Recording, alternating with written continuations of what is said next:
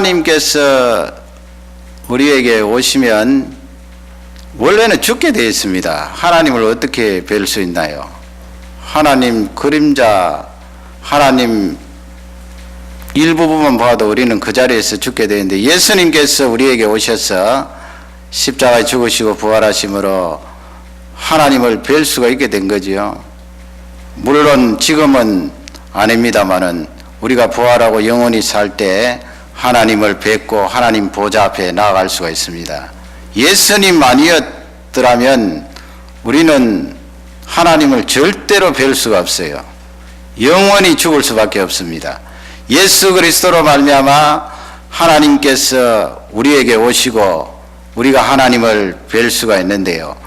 오늘 말씀은 하나님께서 우리에게 오시면 어떤 일이 일어나는가 그 부분에 대해서 몇 가지로 나누어서 살펴보기를 원합니다. 첫 번째는 하나님께서 오시면 하나님이 살아계심을 체험할 수가 있습니다. 하나님 계심을 체험할 수가 있어요. 그것이 바로 16절, 17절, 18절 말씀인데요. 16절 말씀에 가면은 하나님께서 이스라엘 백성들에게 나오셨을 때 어떤 일이 일어났습니까? 하늘에는 천둥이 치고 말이죠. 번개가 번쩍하고 또 나팔 소리가 나고 구름이 빽빽한 것을 성경은 기록을 하고 있습니다. 천둥 치는 것 귀로 들을 수 있지요. 번개가 번쩍하는 거 우리 눈으로 볼 수가 있습니다. 나팔 소리 귀로 들을 수가 있습니다. 구름도 우리 눈으로 볼 수가 있지요. 하나님께서 이스라엘 백성들에게 내려오셨을 때 그와 같이 눈으로 귀로 또 몸으로 느낄 수 있도록 강림하셨어요. 지금 이 장소가 어딘가 하면은 교회가 환하기 때문에 그림을 잘 보실 수 있는지 모르겠습니다만은 시내산에 대한 그 지도를 한번 먼저 보시기 바랍니다. 시내산은 우리가 여러 번 본 대로 그 삼각형 지도의 제일 아랫부분이에요. 거기 시내산이 있는데 모세가 처음 부름 받았을 때도 거기이고 지금 이스라엘 백성들이 만 2달 지나서 시내산에 도착하여서 하나님을 만나게 되는 장소도 거기에요. 그 아래쪽에 여러분 동그라미 해놨는데 거기에 삼각형이 있습니다. 거기가 바로 시내산이에요. 그 다음 그림 보면은 시내산을 멀리서 이렇게 찍어서 사진으로 올렸는데 한번 보시기 바랍니다. 나무는 별로 없고 돌산이죠. 그 다음 그림을 보면은 가까이서 시내산을 찍은 그림이고요. 세 번째 그림 보면은 캐트린 수도원이 지금 거기 있어요. 나중에 여러분 성지순례 가면은 보게 되겠지요. 그 수도원이 있는 사진이고, 네 번째 그림은 이 낙타예요. 우리 여기서는 잘 볼 수 없는 짐승이지요. 이 낙타가 시내산에 있는 그 모습을 사진으로 찍었습니다.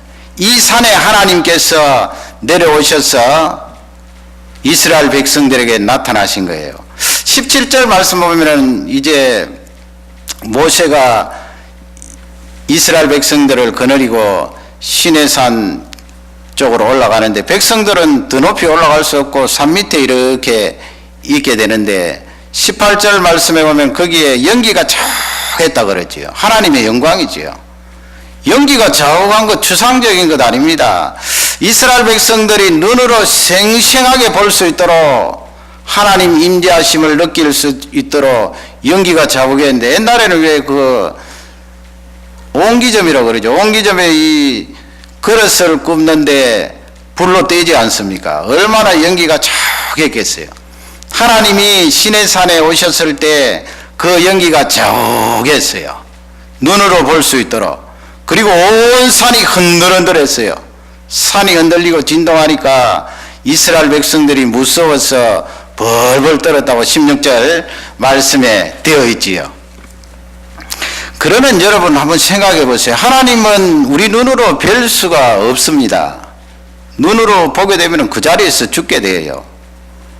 아니 하나님 눈으로 뵐 수 없는데 하나님께서 실제 계시는가? 우리 눈으로는 볼 수 없지만은 하나님께서 우리에게 오시면 하나님 주위에 드러난 영광은 저렇게 볼 수 있는 거예요. 구약 성도들은 더 생생하게 보았던 것입니다. 연기도 보고요. 솔로몬 임금님이 성전 헌당할 때 하나님 앞에 두 팔을 들어서 간절히 기도하는데 온 성전 안에 영광이 가득했잖아요. 그건 연기예요. 우리가 불 떼어서 나는 연기처럼 그런 것은 아니고 하나님의 영광이 거기에 가득 찼을 때 사람들의 눈에는 연기처럼 그렇게 보였던 것을 알 수가 있습니다. 하나님이 나타나시면 실제 계시기 때문에 그와 같은 일이 일어나는 거예요. 그 어떤 사람은 눈으로 볼 수 없는 분을 어떻게 믿나? 하나님은 절대자고 신이기 때문에 눈으로 볼 수 없는 게 맞아요. 눈으로 볼 수 있으면 하나님이라고 할 수 없지요. 우리는 피조물이고 하나님은 창조주고 원래 이 우주에 계셨던 분이기 때문에 그 하나님은 눈으로 별 수가 없는 거예요. 그러나 하나님은 틀림없이 살아계십니다. 여러분, 우리 눈이 얼마나 정확하지 못하다는 것을 우리는 시인하고 있지 않아요. 우리가 뭐 본들 몇 킬로미터 보겠어요. 그리고 몇백 년 전까지만 해도 우리 눈은, 우리 지식은 잘못되어 있었어요. 지구는 마치 평지처럼 되어 있어서 사람이 쭉 끝까지 걸어가면 그 다음에는 낭떠러지라고 생각해서 사람들이 바닷가로 멀리 나가지 못했잖아요. 그리고 지구가 도는 것이 아니고 태양이 움직인다고 생각했지요. 태양이 동쪽에서 떠서 서쪽으로 진다고 생각했는데 나중에 자세히 관찰하고 기계를 사용하니까 그게 아니었잖아요. 지구가 돌아가잖아요. 우리 눈이 얼마나 잘못되었어요. 우리 눈이 사실은 정확치가 않아요. 그래서 비행기 조종하는 사람들은 가장 기본적인 수칙이 있대요. 그것은 눈을 믿지 말라는 거예요. 눈을 믿으면 백발백중 사고가 난다는 거예요. 물론 여러분, 하나님께서 우리에게 눈을 주셔서 비행기 조종사가 눈도 잘 사용해야 되겠지만은, 그러나 어떤 상황에 들어가서는 땅인 줄 알고 내려왔는데 가까이 와서 보니까 산이라는 거예요. 그럼 어떻게 돼요? 산 중간에 비행기가 들어맞는 거예요. 그래서 사고가 나는 거거든요. 땅인 줄 알았는데 하늘이고 하늘인 줄 알았는데 땅이에요. 우리 눈은 정확하지 않아요.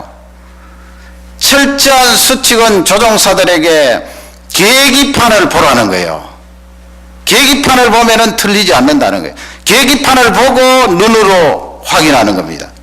그러니 여러분, 우리가 하나님을 눈으로 뵐 수 없다고 해서 하나님 계시지 않는다 말하는 것은 참으로 어리석은 일이에요.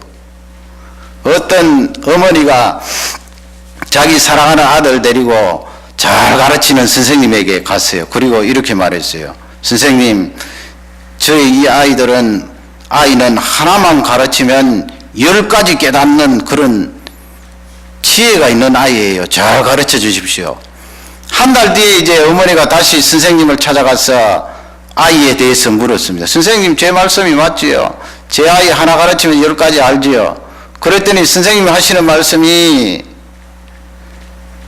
참으로 어머님 말씀처럼 하나 가르치면 10가지 알 것 같이 똑똑한데 문제는 가장 기본적인 것 하나를 모른다는 거예요. 여러분, 가장 기본적인 것 하나를 아무리 가르쳐도 모르면 그 아이는 어떻게 된 거예요? 사실 우리 인생이 그렇거든요.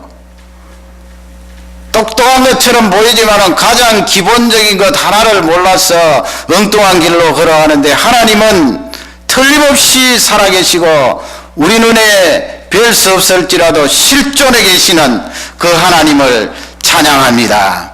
이 예배 중에 여러분, 하나님 임재 오심을 느낄 수가 있어요. 오늘은 첫 번째 날이라서 익숙하지 않는지 모르겠습니다만은 자꾸 횟수가 지나갈수록 이 교회 또 성도들이 가득 차고 하면 예배 중에 하나님의 임재를 마음껏 누리잖아요. 어떤 사람은 예배 중에 하나님의 임재를 누리면서 두려워하는 사람도 있어요. 하나님을 경외하고 싶은 두려움이에요. 어떤 사람은 눈물이 나요. 어떤 사람은 기쁨이 갑자기 싹 들어와요. 어떤 사람은 내 속에 가득했던 원망이 빠져나가고 내 속에 감사가 터져나와요. 내 상황은 절망 같은데 하나님이 내게 오시면 소망으로 가득해요. 이제 살고 싶다. 뭐든지 하면 될 것 같아요. 힘이 생겨요. 용기가 생겨요. 하나님이 내게 오시면 이런 역사가 나타납니다. 하나님께서 나에게 오실 때 체험할 수 있는 가장 좋은 장이 바로 이 예배입니다. 이 예배를 통하여 우리 모든 성도들이 그 기쁨과 감격을 마음껏 누리시기를 주님의 이름으로 축원합니다. 두 번째는 무엇인가 하면 하나님께서 내게 오시면 그분의 거룩함이 나를 덮어버려요. 얼마나 큰 축복이에요. 우리 사람은 원래 거룩한 구석이 없거든요. 물론 아담하와 만드실 때 하나님께서 하나님의 형상대로 우리 사람에게 거룩을 심었습니다마는 타락한 이후에는 근본적으로 우리 속에 거룩이 없어요. 그러니 하나님 뵐 수가 없지요. 그러나 하나님께서 나에게 오시면, 예수 그리스도로 말미암아 오시면 그 하나님이 가지고 계신 거룩함이 나를 덮어요. 확 덮어버려요. 10절 말씀에 가면은 하나님께서 모세에게 그런 말씀을 하시죠. 너 백성들에게 가서 백성들을 성결하게 하라, 거룩하게 하라 말씀하셨지요. 깨끗하게 하라. 그리고 옷을 빨아라 했습니다. 그 광야 사막에 물이 어디 있나요? 그럼에도 불구하고 하나님께서 200만 되는 사람들의 옷을 다 빨라고 말씀했는데 그것은 너희들이 먼저 준비를 하라는 거예요. 겉으로라도 옷이라도 빨아서 내가 이렇게 거룩하고 의로운데 너희들에게 나타날 때 그 거룩함을 받아들이고 영접할 준비를 하라는 말씀입니다. 그래서 이스라엘 백성들이 그 말씀대로 하지 않아요. 11절 말씀에 가면은 모세에게 3일 동안 기다리라고 그랬어요.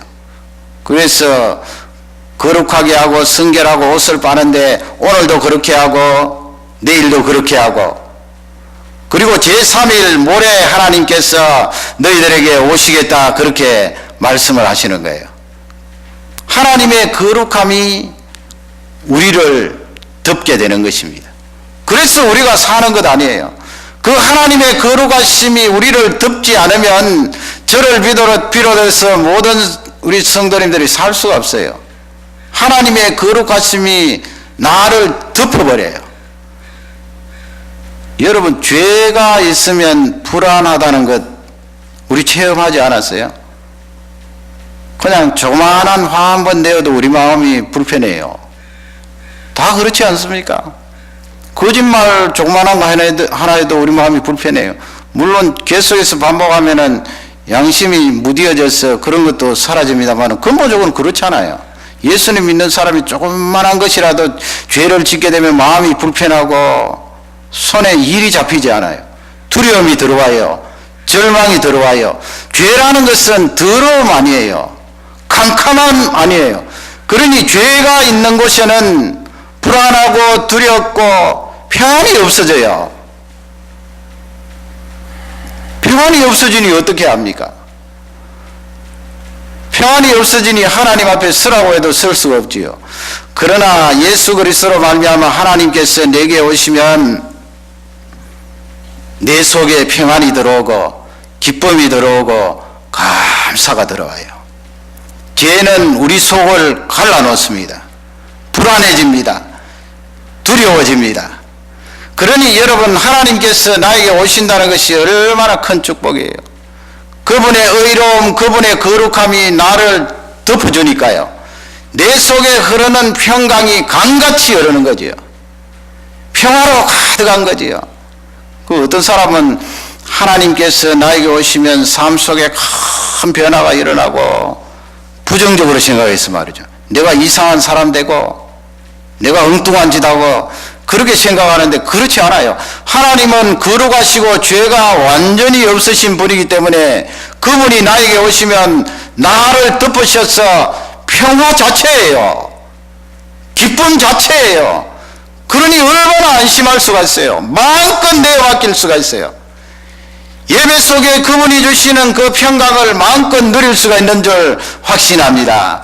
마가복음 5장에 보면은 거기 그라사라는 땅이 있는데 예수님이 그 땅을 이제 지나가시는데 사람들이 살지 않는 공동묘지예요. 거기에 누가 있었는가 하면은 악한 영이 들린 사람들이 있었어요. 그 사람들은 무덤에 살아요. 그리고 밤낮으로 고함을 지르니 그 고함 소리를 듣는 사람들이 얼마나 무서워요. 소리만 들어도 부들부들 떨려요. 그리고 쇠고랑으로 채워도 쇠고랑을 끊어버려요. 나중에는 자기 몸을 상하게 해서 피가 줄줄 흐릅니다. 그 악한 영이 들어서 그래요. 악한 영이 들어있는 사람은 죄 문제가 해결되지 않았잖아요. 죄 문제가 해결되지 않았기 때문에 그 사람은 무덤 속에 살아요. 무덤은 죽음입니다. 어두움입니다. 불안입니다. 좌절입니다. 소망이 단절된 것입니다. 그 사람에게 예수 그리스도의 능력이 들어갔습니다. 고침을 받았습니다. 온전하여졌습니다. 예수 그리스도의 그 거룩하심이 그를 덮은 거지요. 우리도 동일한 거예요. 예수님 몰랐을 때 죄로 말미암아 어두워져 있고 불안해 있고 두려워하고 죽음만 이야기하면 부들부들 떨던 우리가 예수 그리스도의 그 의로움을 우리에게 내어 덮으셔서 그 평강으로 가득한 줄 확신합니다. 예수 그리스도의 그 거룩하심, 하나님의 의로우심이 예배 중에 우리에게 철철 흘러넘치기를 주님의 이름으로 축원합니다. 그래서 예배드리다가 여러분 죄가 생각나요. 찬양드리다가 내가 잘못한 부분 생각나요. 기도할 때 내 속에 있는 어두운 그림자가 떠올라요. 그 성령께서 가르쳐 주시거든요. 성령 하나님이 내게 오셔서 지적해 주시고 계시는 거예요. 그러면 그 부분에 대해서 십자가의 보혈로 씻으면 되는 것입니다. 보혈의 능력이 나에게 임하면은 그 거룩하심이 나를 덮어버려요. 그래서 너는 의로운 사람이다. 하나님이 선언해 주시고 하나님 앞에 우뚝 일어설 수가 있는 줄 확신합니다. 이 예배를 통하여 그 기쁨을 마음껏 누리시기를 주님의 이름으로 축원합니다. 마지막 세 번째는 3절, 9절, 19절 말씀인데요. 하나님이 내게 오시면 하나님은 말씀해 주세요. 얼마나 귀한 축복이에요. 말씀해 주세요. 말씀.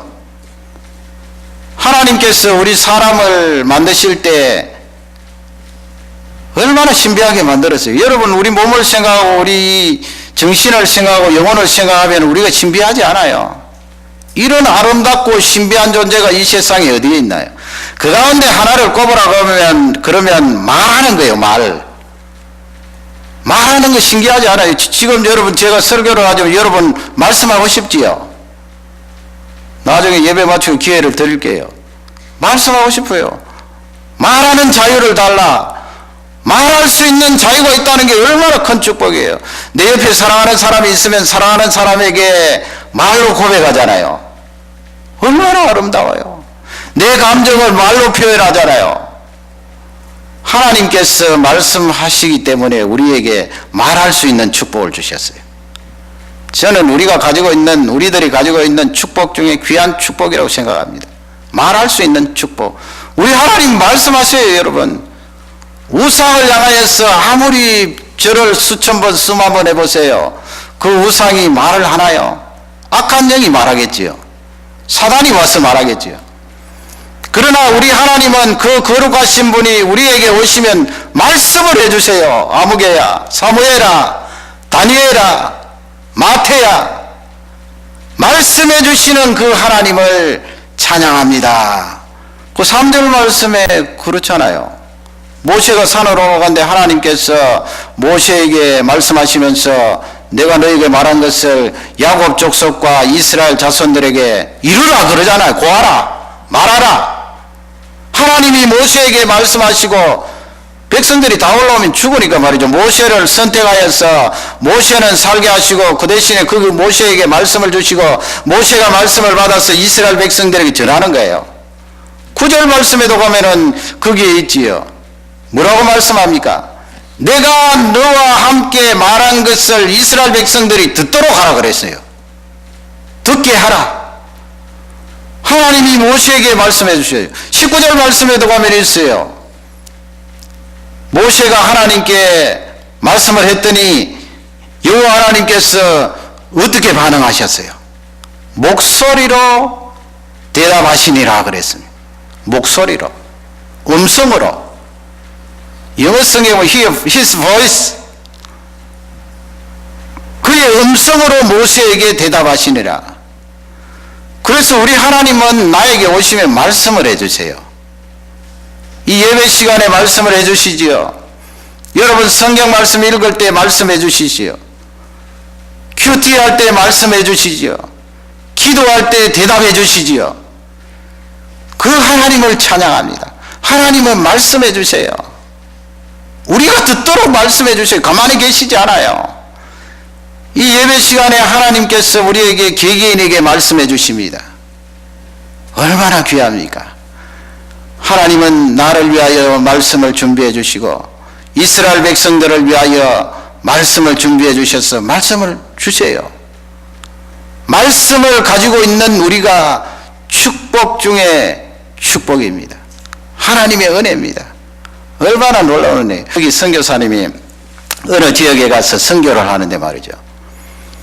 워낙 그 선교 지역이 무식하고 뭐 글자도 없고 또 말귀도 잘 알아듣지 못하고 하니까 이 선교사님이 그 언어를 이렇게 배우면서 뭘 작정했는가 하면 이 사람들에게는 성경 말씀을 가르치는 것보다 자기들이 생각하는 자연 종교를 가르치는 게 낫겠다. 물론 그렇게 가르치면서 이제 하나님에 대해서 심어주겠지요. 그래서 이 선교사님들이 거기 가서 열심히 그렇게 가르치는데 자그마치 17년 동안 한 사람도 믿는 사람이 없었어요. 17년 만에 한 사람이 돌아와서 하나님 앞에 서게 되었는데 한 번은 그 부족 가운데 아주 사악한 사람이 있었어요. 그 사람은 전혀 하나님을 믿을 것 같지 않은 사람인데 한 번은 그 선교사님을 방문하여서 기다리고 있는데 안에서 무슨 소리가 들리는데 가만히 들으니까 어떤 분이 뭐 나를 위하여 죽으시고 또 부활하시고 그런 내용이에요. 그러니까 이 선교사님이 예수님 고난 십자가 지시는 그때와 부활하신 그 부분 마태복음 26장에서 28장 사이 그 부분에 읽으셨어요. 그런데 이 사악한 원주민이 선교사님이 읽으시는 성경 말씀을 딱 듣고 중심이 번쩍 든 거예요. 그리고 선교사님을 붙들고 도대체 사람들을 위하여 죽으신 그분이 누구입니까? 그분을 가르쳐 주십시오. 다시 살아나신 그분이 누구입니까? 그분을 알려주십시오. 그래서 이 선교사님이 그때부터 자연 종교를 가르치던 것을 접어두고 성경 말씀을 읽어주고 성경을 가르쳤다는 거예요. 하나님의 말씀을 전하였어요. 하나님의 말씀을 전하니까 사악하고 예수님 믿지 않을 것 같은 그 사람들이 예수님을 믿고 돌아오더라는 거예요. 하나님 말씀에 능력이 있는 거지요. 하나님 말씀이 살아있는 거지요. 여러분 그 부족에게만 하나님께서 말씀으로 역사하시는 것 아닙니다. 우리 모두에게 역사하십니다. 기도하시면 대답해 주세요. 성경을 읽으면 가르쳐 주세요. 하나님이 말씀해 주세요. 그 말씀을 듣는 사람은 쉼을 얻습니다. 능력을 받습니다. 그 말씀을 통하여 벌떡 인생이 일어나는 줄 확신합니다. 오늘 이 축복된 말씀이 우리 모두에게 축복이 되기를 주님의 이름으로 축원합니다. 다 같이 우리 기도하겠습니다. 말씀